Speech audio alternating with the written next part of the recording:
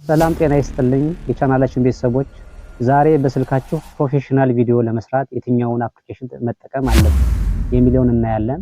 ካፕከት፣ ቪኤን እና ኢንሹት በአሁኑ ሰዓት ዓለምን እያነጋገሩ ያሉ አፖች ናቸው። ግን ለእናንተ ይበልጥ ውጤታማ ማን ነው? ዛሬ እያንዳንዳቸው በዝርዝር እናያለን።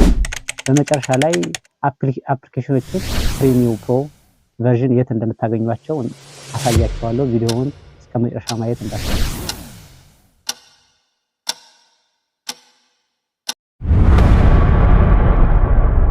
በሶስተኛ ደረጃ ላይ ያስቀመጥኩላችሁ አፕሊኬሽን ኢንሹት አፕ ነው።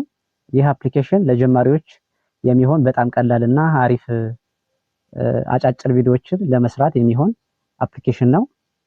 የፈለጋችሁትን ቪዲዮ አስገብታችሁ ለመቆራረጥ፣ ባክግራውንድ ለማስገባት እና ቴክስቶችን በፍጥነት አድ ለማድረግ ይጠቅማቸዋል። ይህንን አፕሊኬሽን ለጀማሪዎች እንድትጠቀሙበት እመክራለሁኝ። ለዩቲዩብ ሾርት፣ ለቲክቶክ እና ለኢንስታግራም አጫጭር ቪዲዮዎች መስሪያ ይሆናቸዋል። በሁለተኛ ደረጃነት ያስቀመጥኩላችሁ አፕሊኬሽን ቪኤን ነው። ይህ አፕሊኬሽን የቪዲዮውን ፍጥነት እንደ ልብ ለመቆጣጠርና ጽሁፎችን በሚያምር ሁኔታ ለማንቀሳቀስ ይጠቅማቸዋል።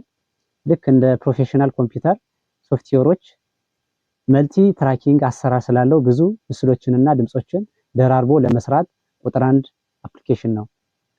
ስለዚህ ይህ አፕ ለየት የሚያደርገው በቀላሉ ረዣዥም ቪዲዮዎችን እንደ ዩቲዩብ ያሉ ቪዲዮዎችን ለመስራት ይጠቅማቸዋል። በመጀመሪያ ደረጃነት ያስቀመጥኩላችሁ አፕሊኬሽን ካፕከት ነው። ይህ አፕሊኬሽን የሰው ሰራሽ አስተውሎትን ወይም ኤአይን በመጠቀም የቪዲዮ ጥራትን መጨመርና የጀርባ ድምጾችን ማጥፋት ይችላል። ለሁሉም ሶሻል ሚዲያ ላይክ ዩቲዩብ እና ቲክቶክ መጠቀም ያስችላቸዋል።